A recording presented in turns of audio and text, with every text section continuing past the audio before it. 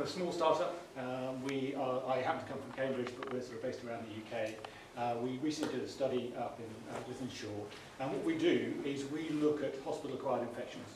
1 in 5 beds, it's not just in the UK, but actually across Europe and the US, is occupied by someone who got an infection while they were in hospital. So we're focused on basically reducing that. That's our aim. And what I'd like to talk about is actually some sort of offshoot of what the data we're collecting, which is pretty intrusive data, but really valuable. Should we be using it for more than just contact tracing for infection control? So I'll spend most of the time just talking a little bit about the study we did with Ensure, show you some of the data that comes from that. It's all been anonymised, and we all have permission to share that information. And this study was a feasibility study. So we deployed an award in Ensure for about 4 months, and it was all by consent. So patients and members of staff wore a tracking badge, and that badge could track them to about 25 centimetres once every second. So that's really accurate data. And we then use that accurate data to be able to identify if people might have transmitted an infection from one person to another. So contact tracing, but really in a level of some micro detail. So what's it look like? So we can see here that we have a map. We have 2 people that have been identified as having a potential encounter, and that encounter in this case was calculated based on a COVID principle. So what's your policy for COVID? Well, 2 meters for 15 minutes, which was indeed pretty much made up on the spot during the pandemic. But actually, it is based in science, and it's based on a method of transmission. So what we are looking for is we're looking to identify, and I can just play it here hopefully, we're looking to identify if 2 people have been that close for that period of time in order to understand the risk that in this case, a member of staff, or probably a nurse, we don't know quite the role, spent a lot of time working with a patient, in this case in the bed, and we can identify this as actually being quite a significant encounter. And based on that encounter, we can say that this case, if the member of staff was infected, or if the patient was infected, there would have quite likely been a transmission of infection. And then we can basically analyse that to say, okay, we can very quickly identify the people at risk, and then start to present that in a manner that's far quicker than we do today. So contact tracing is done in hospitals today. It may take 3, 4, 5 days often for a particularly nasty infection to be analysed by contact tracing. And often the person that might have been infected has already become infectious, so it's already started to go down to the 3rd and 4th person in the chain. Whereas what we want to do with this, if we get the data quick enough, is we can stop it at the 2nd person in the chain. So we can stop infections getting transmitted very quickly. And here I've just highlighted one member in this case, from the member of staff that might have been infected, in this case a patient there, spent enough time with that member of staff that they might have been infected. So we can very quickly now go and say that person's high risk, and therefore we can put either give them some prophylactic or actually put some other mitigations in place to stop other people being infected. So that's the basis for what we do. Now, this is the exact same encounter. If you sort of zoom out a bit, I can replay the encounter, and what we can see is more than just the encounter of patient and member of staff. We can see that the member of staff went to a store at the bottom here, went to a dirty utility, and also spent some time in the nurse's station. So this is just very quickly give you a glimpse of some additional behaviours that we can see in the data we're tracking. And these dots are just one 10-second block of data. We actually, as I was saying earlier, we collect 1 second block of data. So we can identify, did that member of staff spend any time at the PPE station, donning the PPE? Did they spend enough time at the sink, washing their hands or using some gel and so on? So we can start to understand behaviours. So we can start to actually then do much more with the data. And so the question I'm sort of asking is, we want to be able to focus on infections, but we can, with this data, start to do much, much more. And the real-time location system we're deploying is actually, it's very hard to get an ROI, return on investment, that pays for that. An infrastructure that deploys around a hospital that tracks people is not a cheap thing to do. It has a significant benefit for infection control, but that same infrastructure might be not just for assets, but it might also be for behavioural analysis.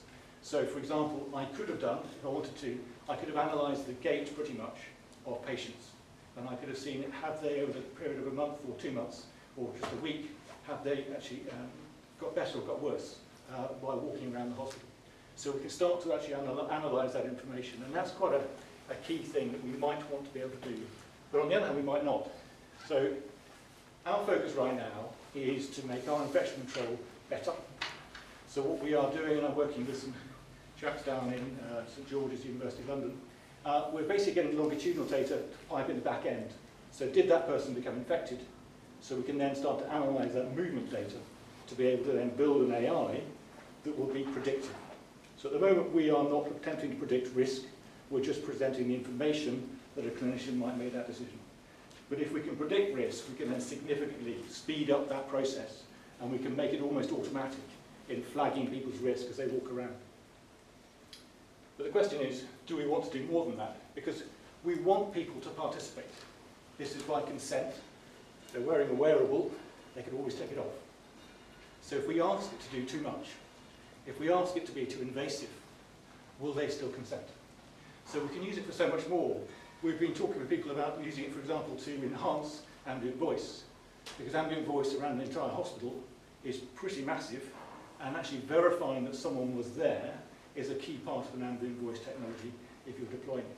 So other things we can do, as I was saying, we can analyse people as they're walking around the hospital to see are they getting better. So the previous startup I was involved with was helping blind people get around the built environment, and so you can go door to door around Washington DC using public transport if you're blind. And that is using a device on the phone that could actually work out where people were moving. And I could tell how well people were walking. And I could tell whether people were getting better or not. So we can do an awful lot with that data. The question is, we need their permission. And so that, I suppose, I'll leave it there. I'll just sort of, that's the key one for me. Do you find the patients or the staff that are harder to consent? Staff.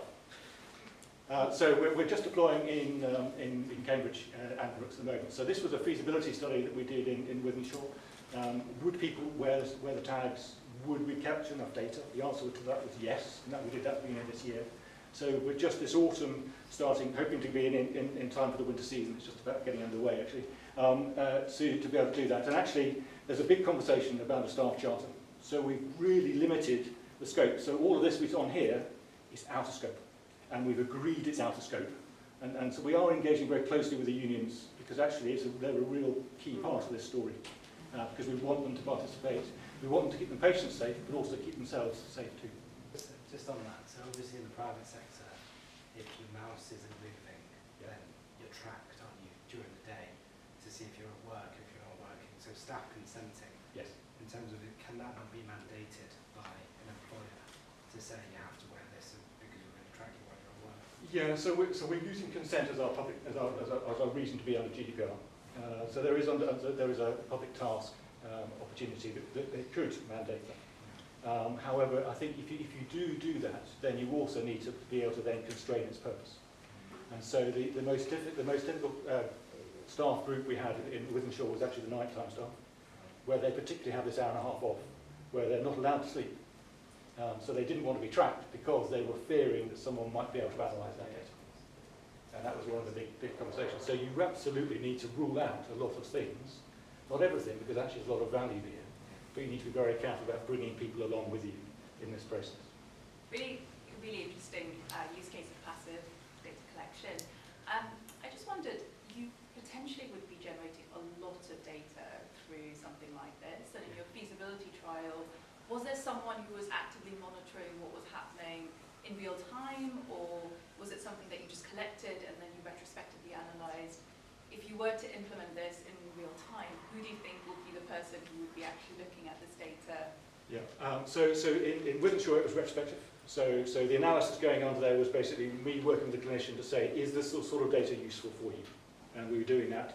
There were no infections that we were particularly tracking, so we made up some and just see what happens. In Addenbrooke's, we will be doing that alongside. So we're doing a service evaluation study. So we're doing it side by side with the manual process, with this automatic one, and it's the IPC team, the infection control team, that we're working with and those clinicians. We also think that, for example, ward staff, senior ward managers might need to know, because they need to look after their team. Has someone been exposed to measles? That's a job that really takes a lot of hours if anyone comes on board. And the ward we're in Addenbrooke's is the older people's ward. It's the triage ward. They come in for 4 or 5 days before they then go off to specialties. So there's a lot of infection that comes in. So we will be doing it alongside those people, and hopefully, actually by the end of the pilot, we almost certainly expect that to have an impact of action, clinical action.